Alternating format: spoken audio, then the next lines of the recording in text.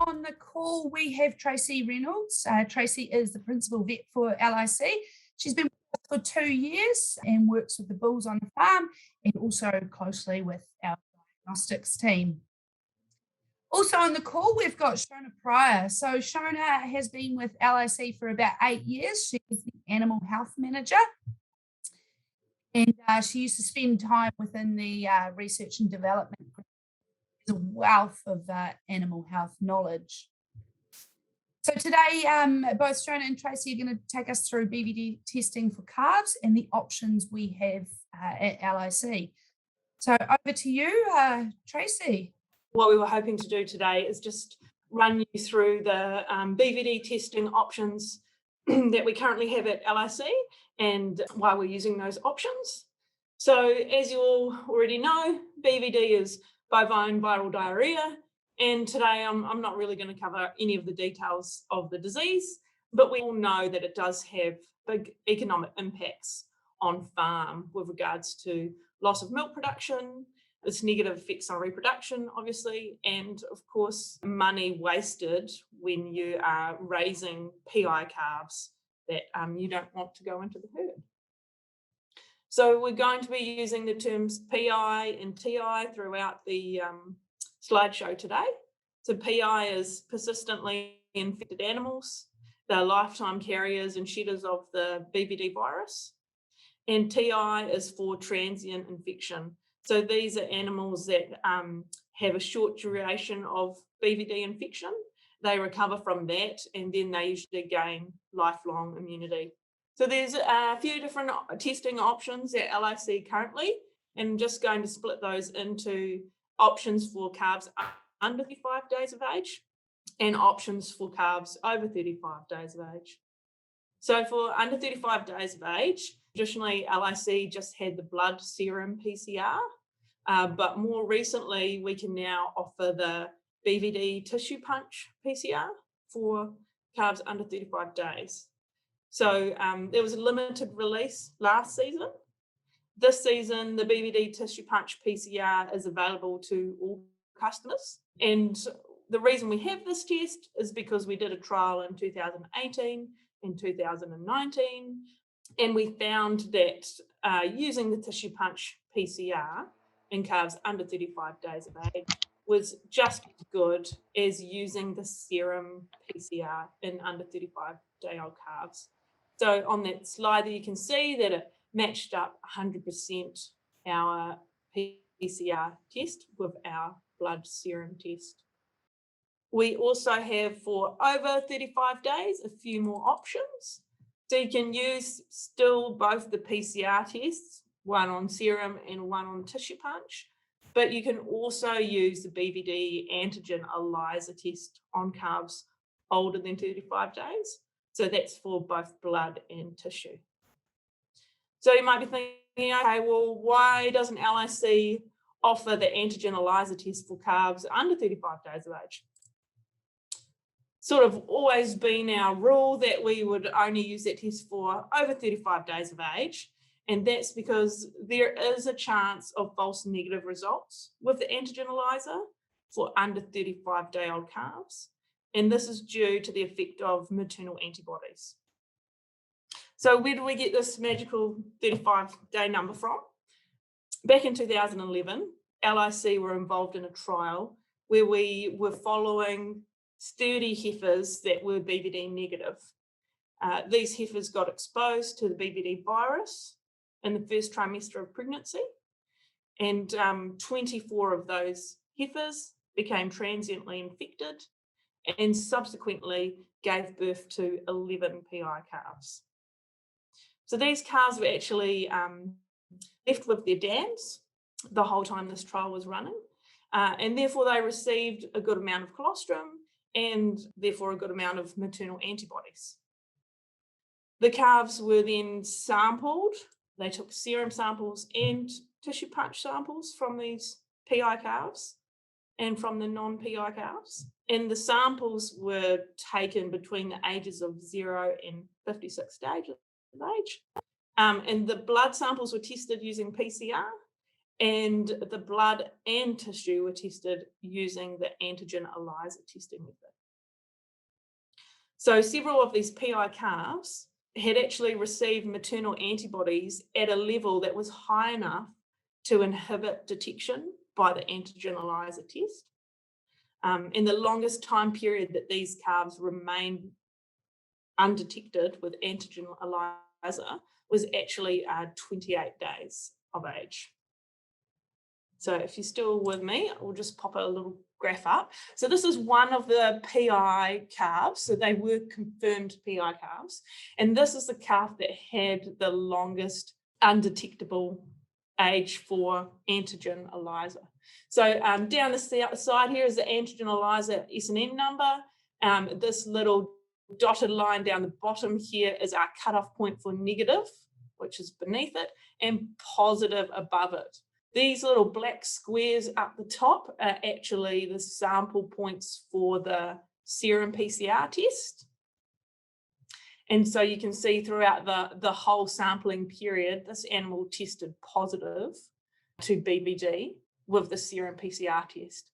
But if you look at the blue line, which is tissue antigen ELISA, and the orange line, which is serum antigen ELISA, you can see that after receiving some maternal antibodies or colostrum down here, at the end of day 1, this calf remained undetectable via antigen ELISA until 28 days of age.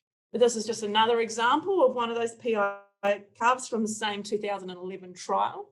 Again, up the top, you can see the PCR on the serum picked up this calf as a positive PI throughout the whole sampling period. But after the calf received some maternal antibodies, day 1 down here, they remained undetected with the tissue antigen ELISA for 14 days before it was picked up. This is the results from all of the PI animals from that trial.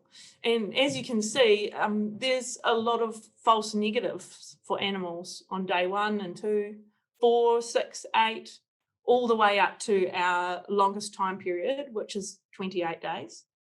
So all of the above animals are true PI animals, and they were confirmed as PIs 4 weeks later. And this is the reason why we do not use antigen ELISA for calves under 35 days of age, because we really don't want to leave a PI animal undetected in your young stock. And we've chosen 35 days of age because that gives us a little buffer from the last known test positive, which was day 28. What I'm going to do now is hand you over to Shona Pryor, Animal Health Manager, and she's just going to walk you through some of the statistics for the BVD tissue PCR test that we offer now at LIC for calves under 35 days of age. Hi everyone. For the next couple of slides, I just want to talk a little bit about our BVD tissue PCR test. In particular, just around the result categories that we have for this test.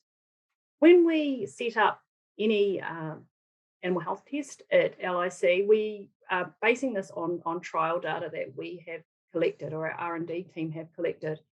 And so when we come up with our result categories, we are looking at, for example, for BVD, whether they're a PI, true PI or not, and trying to assign categories to reflect this, to make it easier for you and your clients to decide how to deal with those animals on farm.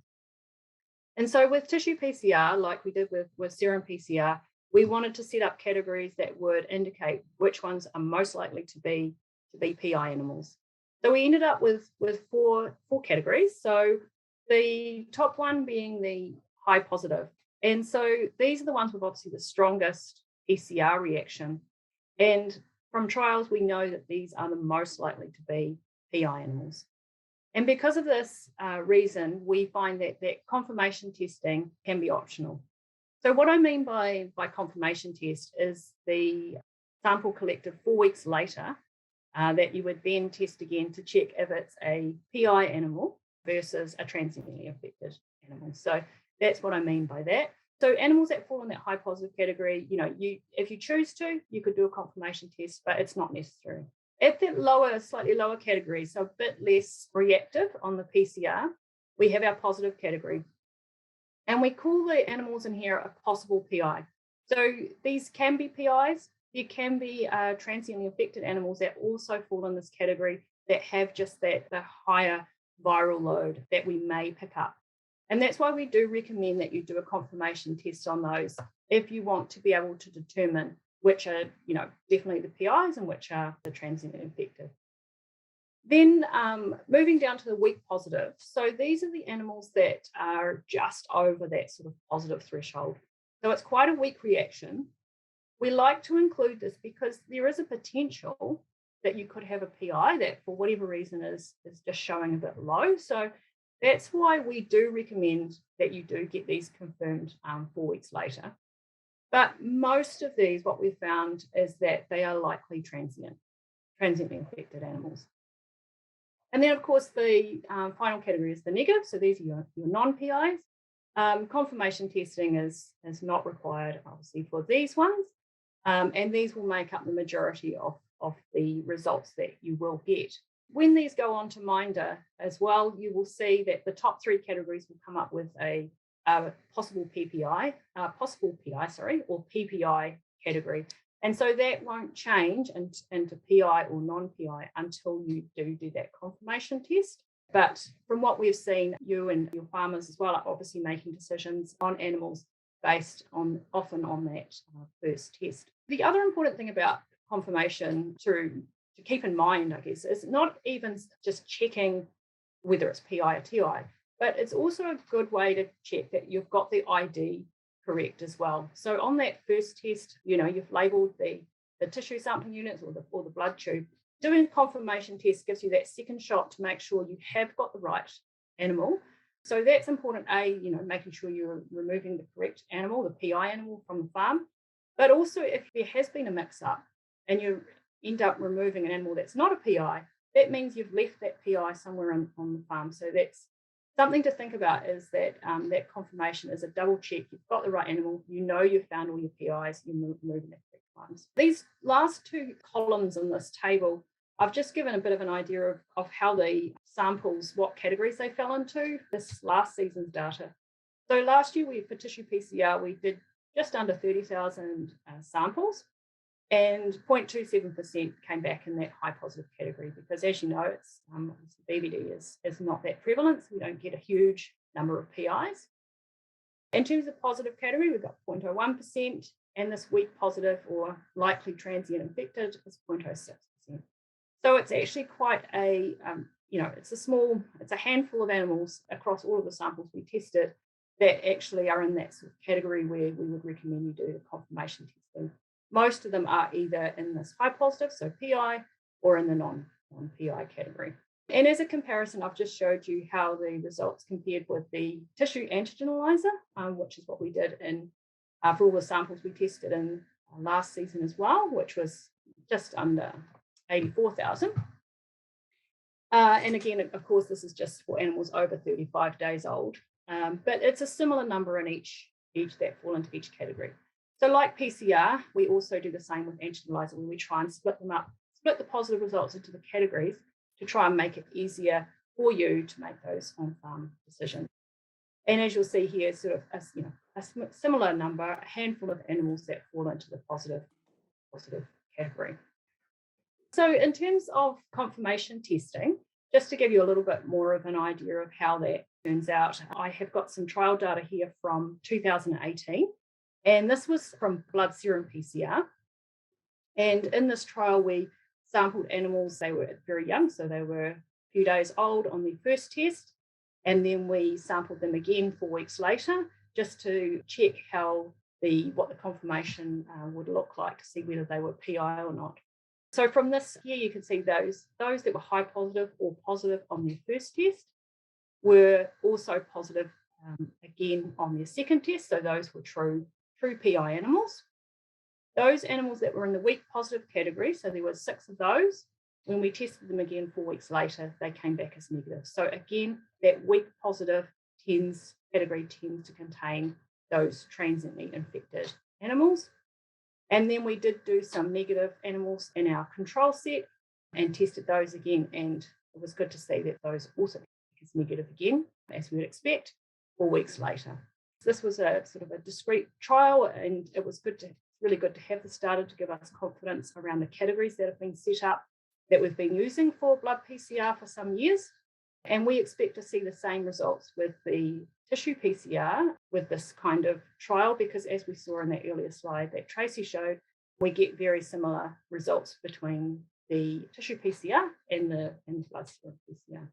So for my last slide, I just wanted to take you through the tissue sampling units. There's sort of two options out there, and I know this year it can be a bit confusing, especially if any of your clients are doing the GeneMark DNA parentage as well, because there's two options and many different tests that you can do. So I thought I'd just run through that with you as well. So basically this year we've got the wet TSU and the dry TSU. So the dry one has basically the tissue goes in and there's nothing else in there. The wet has got the liquid preservative, which I'm sure you've seen already.